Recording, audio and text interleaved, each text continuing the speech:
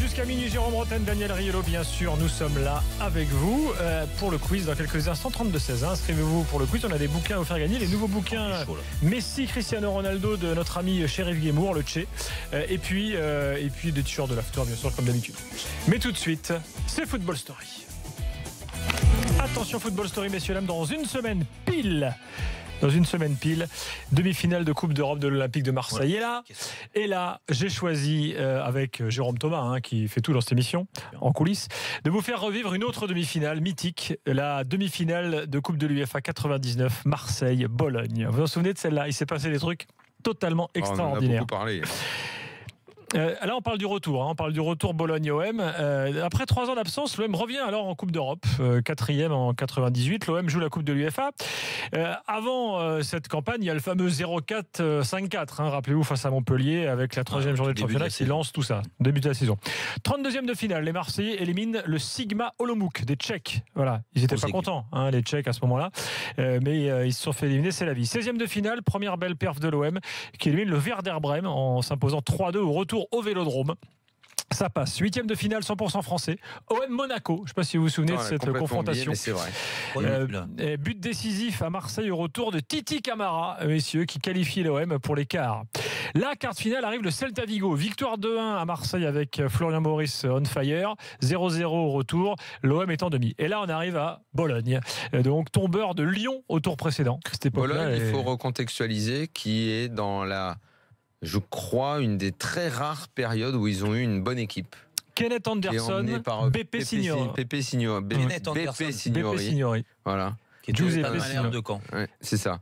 Et Bologne a une bonne équipe. Ils avaient fait une bonne saison dans le Signori, je me souviens comment il tirait les pénaltys. Bien sûr. Pas d'élan. Signori, c'était un très bon joueur qui ensuite est allé à la Lazio. Oui.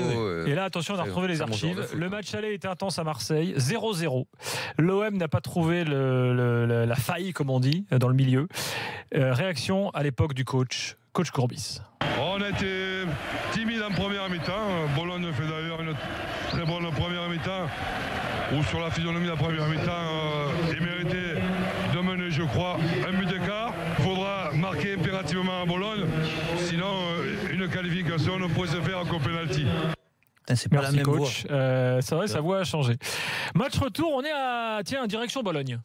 En direction de Bologne par le 13 spécial de supporters, départ dans quelques minutes de la voie C. On a de l'archive au stade Renato Dell'Ara de Bologne, guichet fermé, ambiance de feu. Dugas rate une occasion énorme à la 12e. Le défenseur de Bologne, Paramati, ouvre le score à la 18e. 1-0 pour Bologne. Et là, attaque-défense, l'OM ultra offensif. On peut remercier Porato qui fait un grand match ce soir-là, qui sauve l'OM à plusieurs reprises. Il était dans les buts. Et là, à 3 minutes de la fin, Florian Maurice est accroché par le gardien.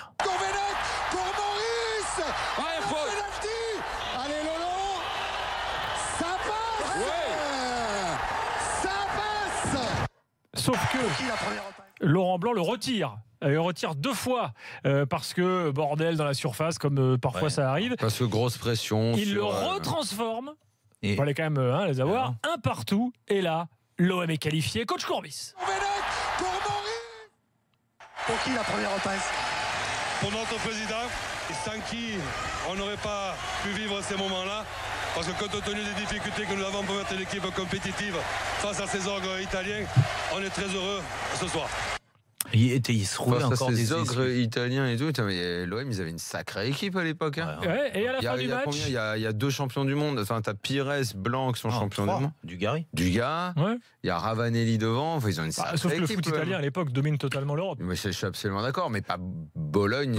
C'est plus. C'était pas Milan. Grande époque de Bologne, mais l'OM avait une sacrée. À l'époque, en France, on avait encore des très belles équipes. Sauf que à la fin du match, c'est là que le match, c'est là que ça part en live. Bagarre de près d'une demi-heure. C'est du grand n'importe quoi.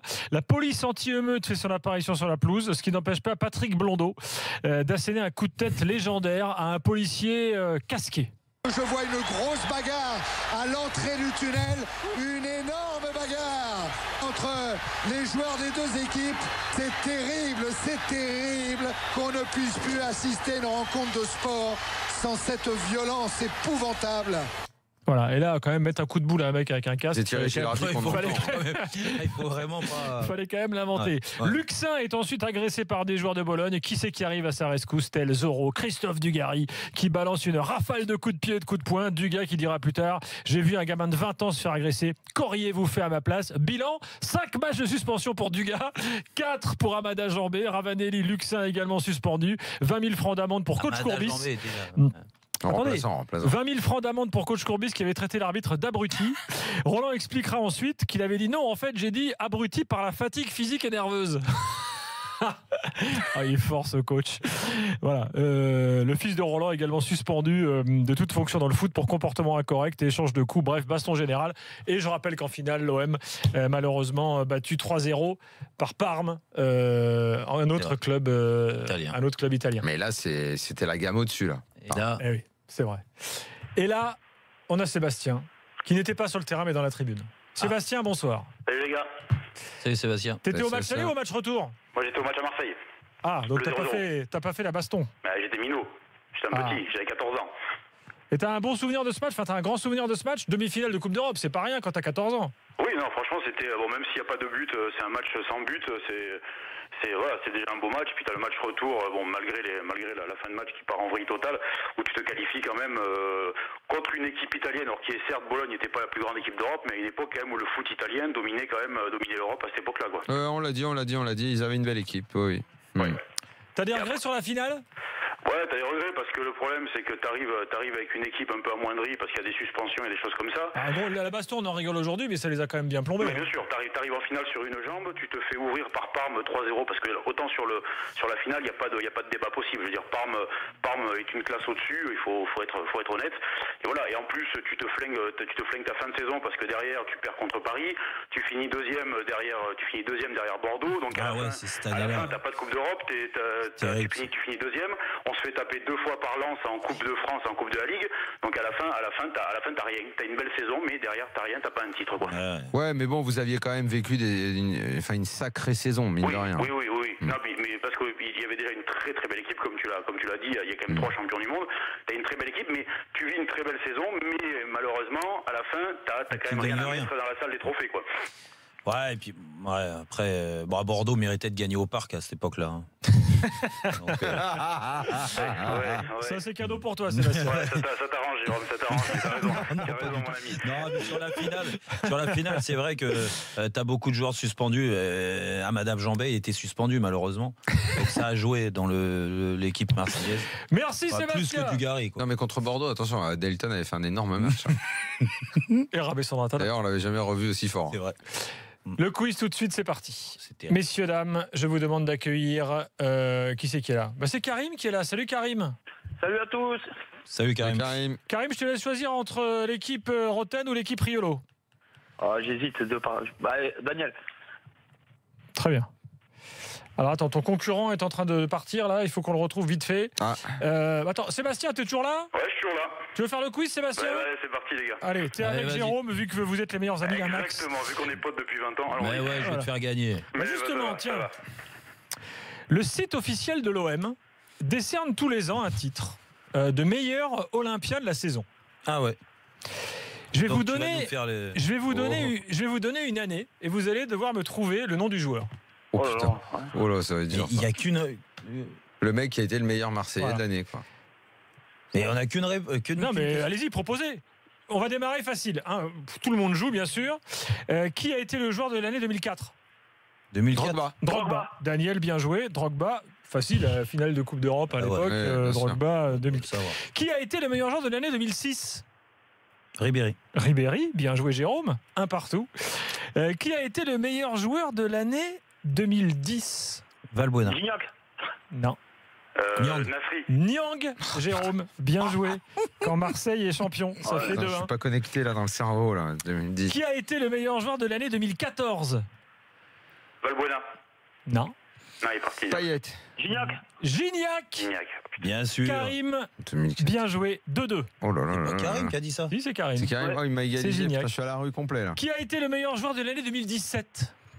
Thauvin. Karim, C'est nous. il est là, Karim. Mais non, je l'ai dit aussi. Là, je l'ai dit avant. Karim l'a dit avant. Jérôme, Désolé, Jérôme. tu joues contre l'auditeur, je ne suis pas là dans le coup là. Attention, qui a. Et en plus, je suis parisien. Alors, Bien joué, Karim. Qui a été le meilleur joueur de l'année 2003? Ravanelli. Van Buiten. Van Buiten, joli, Jérôme. Van Buiten. Bien joué, Jérôme. Alors Le là, téléphone. franchement, Eh, j'ai envie de lui donner la mais non, victoire. rien que pour téléphone ça. de rien. 3-3. Attends. Alors, Ça, là, pour ça, je te donne non, la non. victoire, Jérôme. C'est 3-3. magnifique. Bravo. Qui a été le meilleur joueur de l'année 2005? 2005. Il est Gignac. passé dans l'after. Il est passé dans l'after. Ouais. Dimeco. N'importe quoi. Bey. Habib Bey, Jérôme, bien joué. Oh, Oh là là. 4-3. C'est une démonstration. T'es en 4-3. feu, putain. Il reste 1 minute 30. Attention, qui a été le meilleur joueur de l'année 2009? Gignac. Non. Ribéry. Un milieu de terrain. Nasri. Qui a... Pardon? Chirou. Chéroux. Karim, Ouais. bien joué. 4-4. Oh là là, mais c'est pas vrai. Mais je joue avec qui, moi? Bah, t'es avec l'autre. Bah, tu joues Toi, contre t'es avec Karim. Marseillais en plus. Bah, je te laisse jouer contre Karim. Moi. Tout va se Ah, jouer. ouais. Tout va se jouer sur ce dernier nom, messieurs. Tout va se jouer sur ce dernier On va nom. le perdre. Toi, t'es à la rue. t'as rien Complet, fait. complet. Je te laisse tout faire. là. Qui a été désigné meilleur joueur de l'OM de l'année 2002? Oh, Attention, c'est un gardien de but. Porato. Rougneux. Rougneux. Karim est exceptionnel. Vedran Rougneux. Franchement, Karim, il mérite. Il a été Vedran énormissime. Rougneux, bravo. On Il t'envoie était les... bon. énormissime. Ouais, il a été On bon. va t'envoyer les 2 énormissime. bouquins de Shérif Guémour sur Messi Ah, et génial. Ronaldo. Voilà, Bravo, qui sortent Karim. là, je vous les montre. Génial, merci à Pam. vous. Ouais, Bouquin Messi, du Tché. Ronaldo.